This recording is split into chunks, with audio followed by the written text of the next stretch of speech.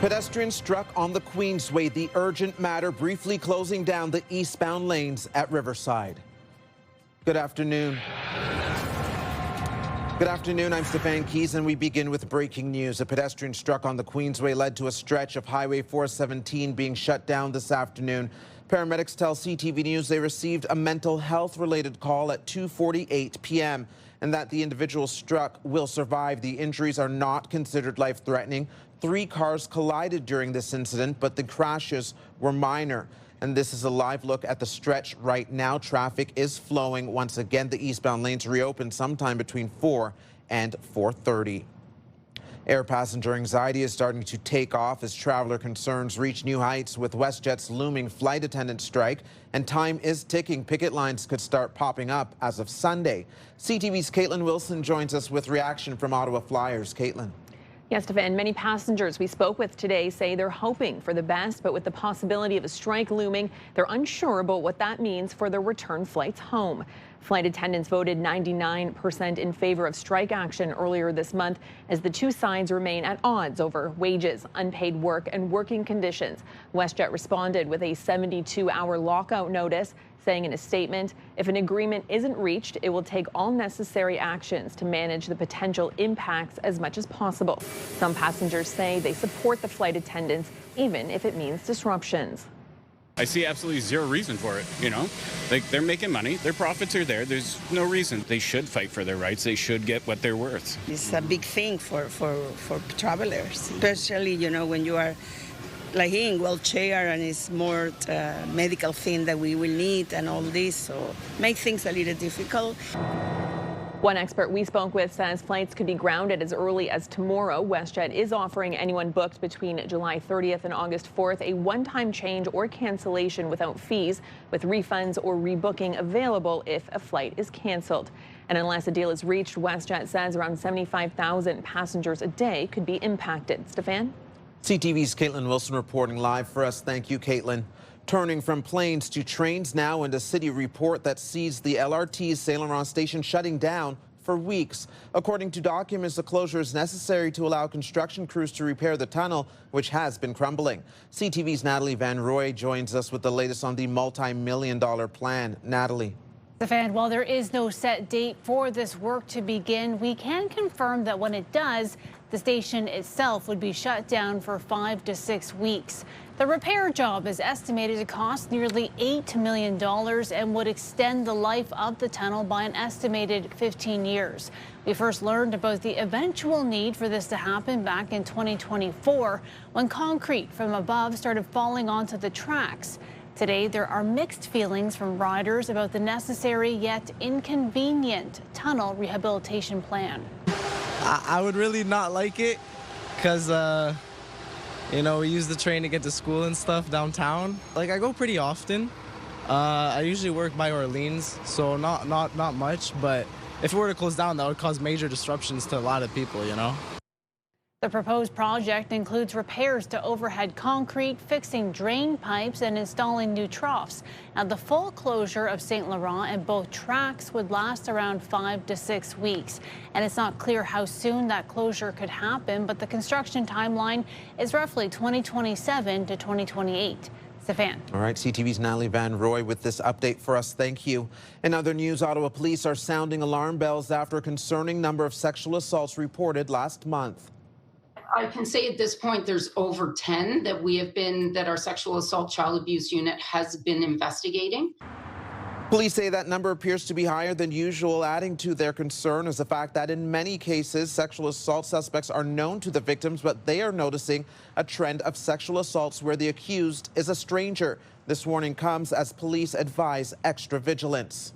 A new campaign has been launched at the Ottawa Airport to prevent human trafficking and fraud in the capital. The Ottawa Police Service is looking to crack down on this serious crime, and so, along with the airport and an organization called Not in My City, there will be public education through signage, but also staff training at the airport so employees are aware of the warning signs. My daughter was lured into a human trafficking network while at an Ottawa beach. That led to our family being deeply affected. The Ottawa Police Human Trafficking Unit reviewed 266 police reports of possible human trafficking between January 1st of 2023 and July 24th of this year. Of those, 20 cases resulted in well over 200 charges. Police are asking you to be part of the solution. The campaign is titled Together Against Human Trafficking, and you can find a full list of warning signs on our website, ctvnewsottawa.ca. Ontario Provincial Police are renewing their plea for information and releasing surveillance video 4 years after a Cornwall man disappeared. 43-year-old Paul Belmore was last seen at the waterfront at Lamereux Park in Cornwall. Police believe foul play was involved in his disappearance. OPP released surveillance footage that shows Belmore's last sightings. He had gone to the Cornwall Square Mall, then the park, and he has not been seen since. Anyone with information is asked to call the OPP tip line or Crime Stoppers. We now know who will be the new owner of the Fairmont Le Château Montebello. Court documents show Westmont International Development Incorporated was the successful bidder for the nearly 100-year resort. The bid price was redacted from the documents, but PricewaterhouseCoopers said it wasn't the highest amount offered. The group's current hotel portfolio consists of more than 500 properties. The acquisition means Fairmont will continue to operate the hotel. Listen, there's something wrong. I don't feel good, and I'm having trouble going to the washroom. It's irregular. Coming up on CTV News at 5, an Indigenous woman here in Ottawa calls attention to colon cancer and her healthcare experience concerns. And here's Jackie Perez with a first look at the forecast. Jackie. Well, thanks so much, Stefan. What started as a cloudy, cool day, right now the sun is shining. It is warming things up. As we look at temperatures right now, it does feel closer to 33 with the humidex levels. There is rain in the forecast. We're not seeing that here in downtown Ottawa. There's still a chance of showers for the overnight. 17 is the overnight low. Tomorrow's a daytime high. 26, mainly sunny in the afternoon. We could see some fog patches in the early part of the morning, but Friday is shaping up to see little to no precipitation. We'll get a closer look at your long-term forecast because rain will be on the way this weekend. Those details in a little bit. Stefan. Thank you, Jackie. Here's what you need to know. The Ottawa Redblacks take on the Montreal Alouettes here in Ottawa tomorrow night. Kickoff is scheduled for 7:30 p.m. And it's a fairly special game with several alum in town. This year marks a decade since the team won the Grey Cup. Stay with us.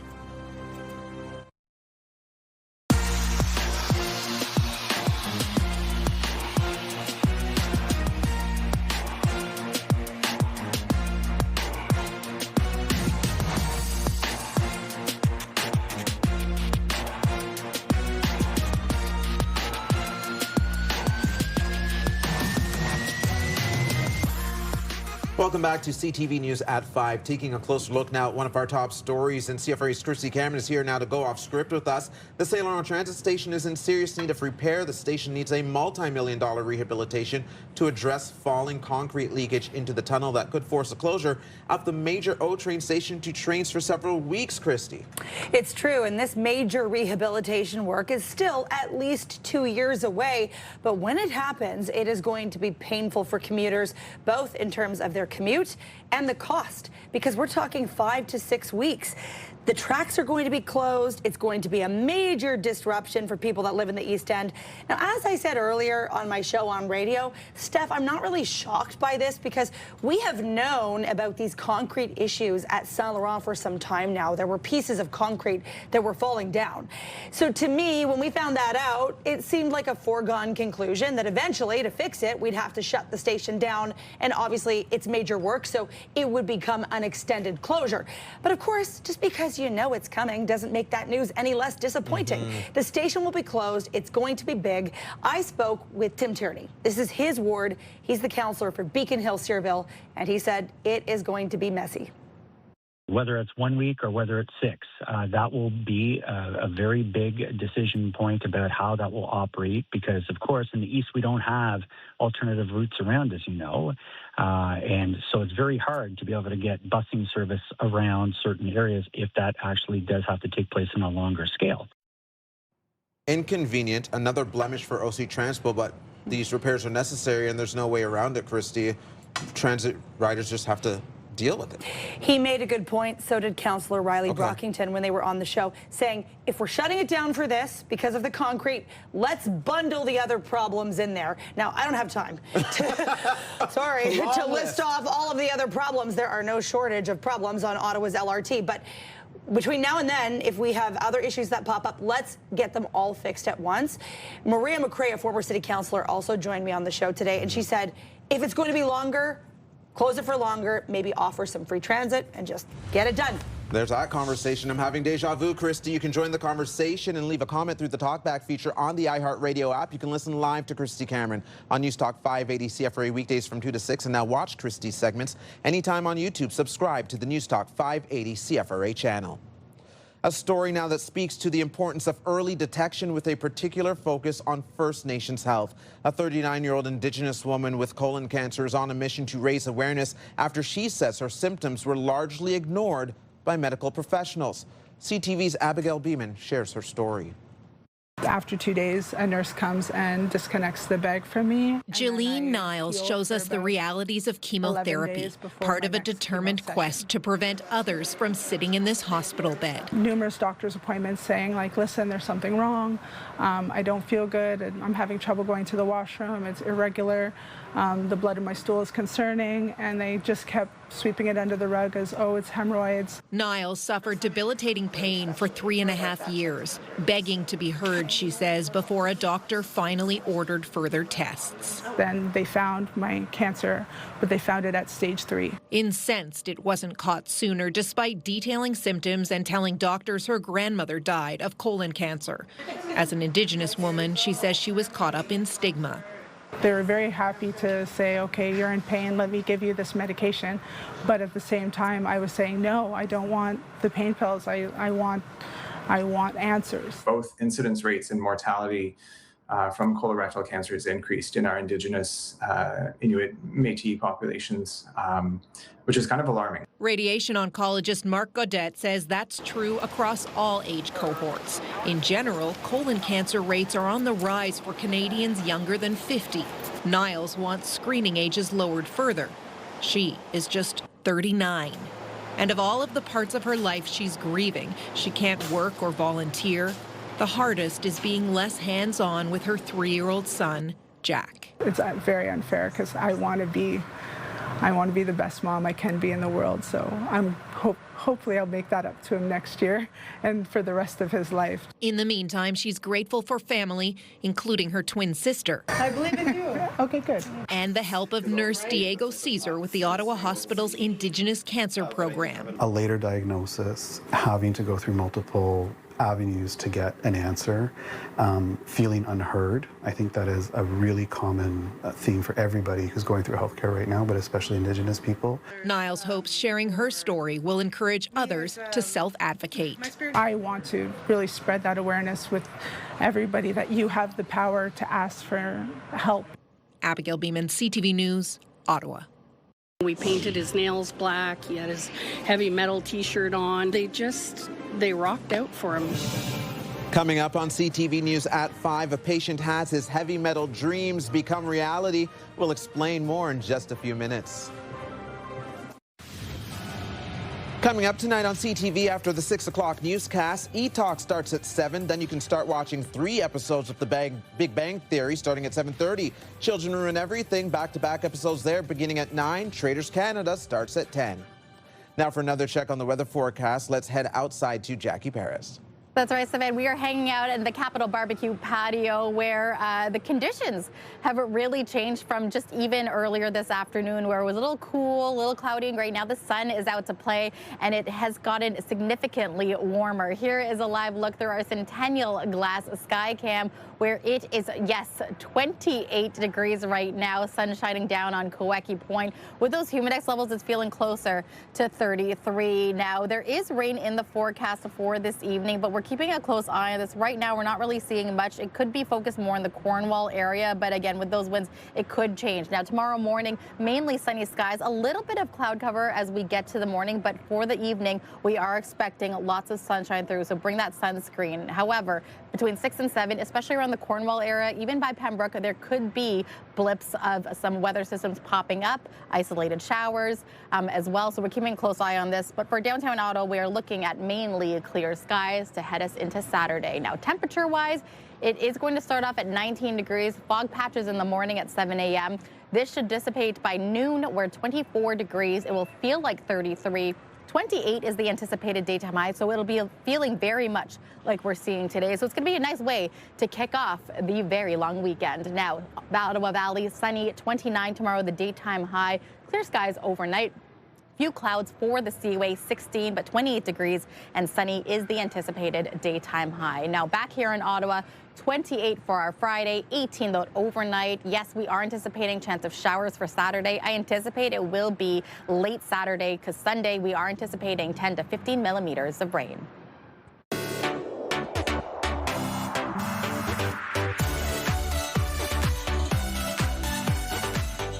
On today's edition of Simply Ottawa, heavy metal dreams coming true for a 27-year-old patient at Briere Health. But as CTV's Peter Sperling tells us, he didn't go to the concert. It came to him, leaving a lasting impression on everyone involved.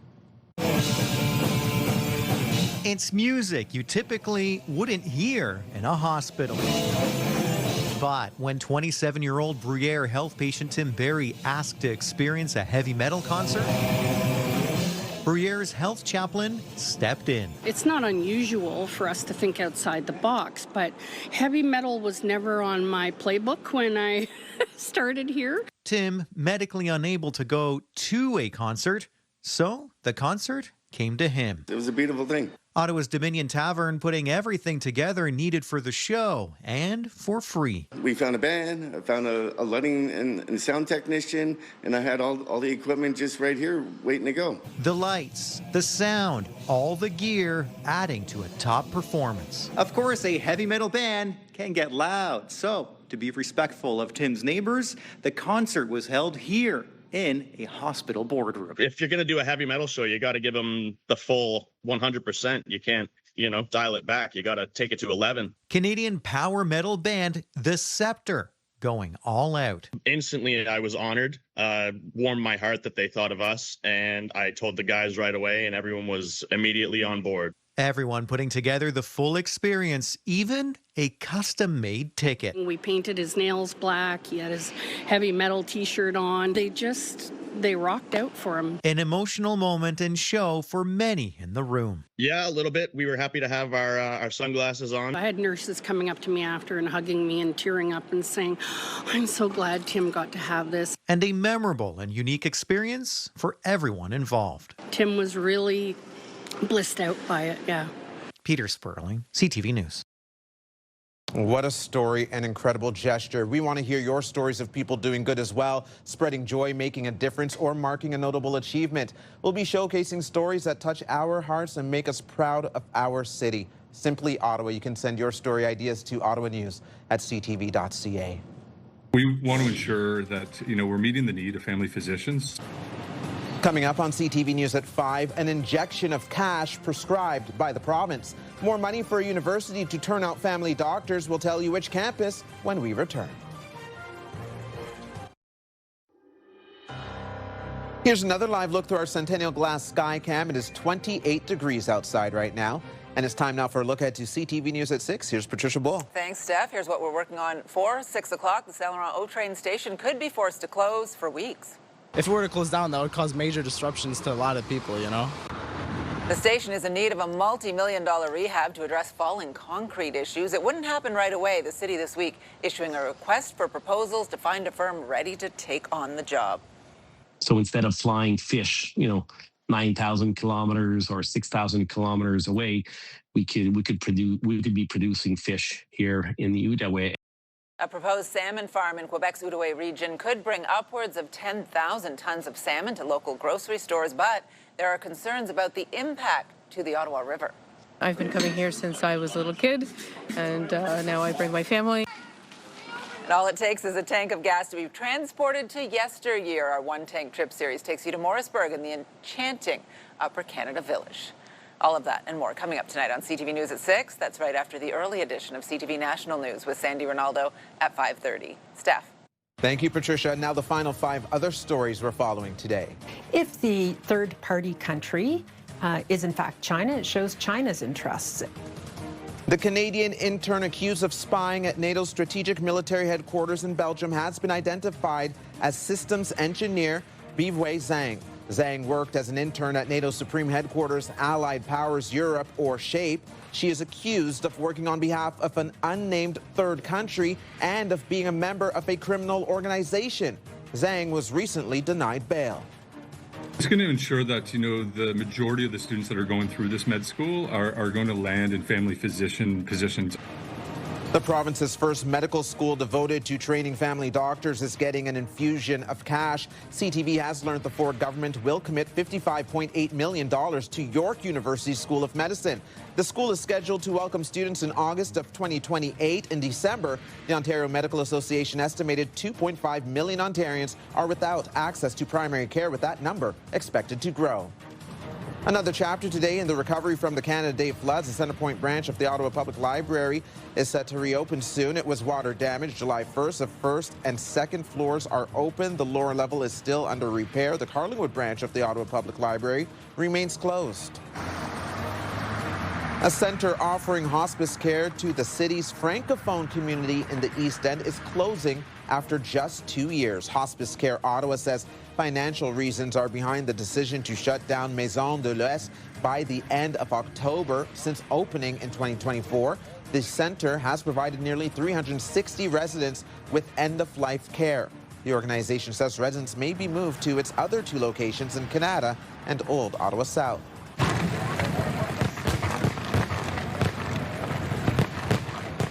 And it was a wet one, but it didn't stop crowds from standing in the rain to take in the kickoff to the much-anticipated annual fireworks competition. The 29th edition of Les Grands Feux de Casino Lac Limie is happening every Wednesday and Saturday until August 15th. 4 countries are on deck for the friendly competition. Each performance starts at 9:15 and lasts around 25 minutes. On Saturday, Team Canada will present its fireworks show called Odyssey of the Cosmos, inspired by the planets and stars. That is CTV News at 5. I'm Stefan Keys. Be sure to join Patricia Bull for CTV News at 6. The early edition of National starts right now. Thanks for watching.